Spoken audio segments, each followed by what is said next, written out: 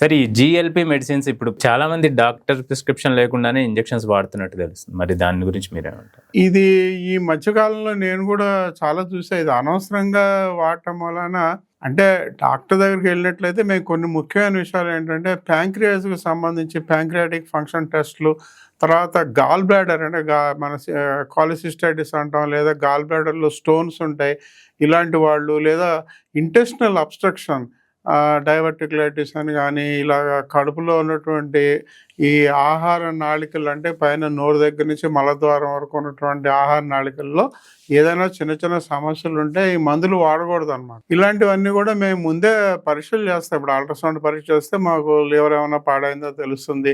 తర్వాత చిన్న చిన్న రక్త పరీక్షలు అనమాట, ప్యాంక్రియాస్ అయితే ఎమైలేజ్, లైపేజ్, కొలెస్ట్రాల్కి పరీక్షలు కొన్ని, తర్వాత ఇప్పుడు కాలిసిస్టైటిస్ అంటే అల్ట్రాసౌండ్లో బయటపడిపోతుంది. తర్వాత డైవర్టిక్యులైటిస్లు ఇలాంటివన్నీ కూడా గ్యాస్ట్రాంటాలజిస్టులు చెప్పాలంటే వాళ్ళు కూడా సబ్అక్యూట్ ఇంటెస్టినల్ అబ్స్ట్రక్షన్ అనేటువంటి ప్రమాదకరమైన పరిస్థితి చాలా అరుదుగా వస్తుంది.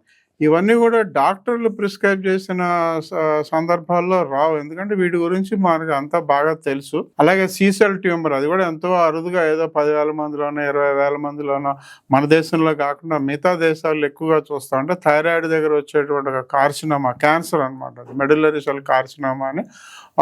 అది మన అనుభవంలో చాలా తక్కువ, కానీ ఇలాంటివన్నీ కూడా దాని కాల్షియం రక్త పరీక్ష చేస్తాం అనమాట.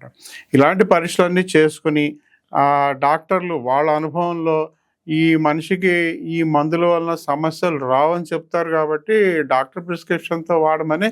ఈవెన్ ప్రభుత్వం కూడా, మన ఔషధ నియంత్రణ సంస్థ కూడా ఏం చెప్పిందంటే ఇది ఫిజిషియన్ ప్రిస్క్రిప్షన్ లేకుండా వాడకూడదు. ఫిజిషియన్ అంటే ఒక ఎండి జనరల్ మెడిసిన్ చేసిన ఫిజిషియన్ మాత్రమే దీనికి ప్రిస్క్రైబ్ చేసేటువంటి అధికారం ఉంది, అంతేగాని అందరూ వాడకూడదు.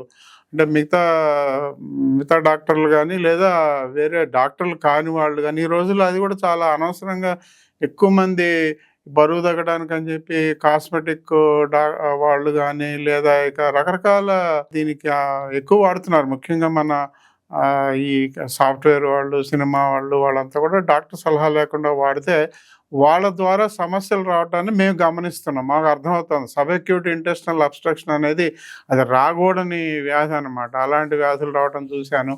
కాలిసిస్టైటిస్ అనే వ్యాధి రావటం చూసి, ఇవి కూడా మాకు ముందే తెలుస్తాయి వచ్చేటట్టుంటే ఇలాంటి వ్యాధులు రావటం చూశాను. ప్యాంక్రిటైటిస్ అంటే అన్నిటికన్నా కొంచెం ఎక్కువ సమస్య. ప్యాంక్రిటైటిస్లో మనం సరిగ్గా కొంచెం ఏమాత్రం ఆలస్యం చేసినా కూడా ప్రాణాంతకం అవుతుంది అనమాట.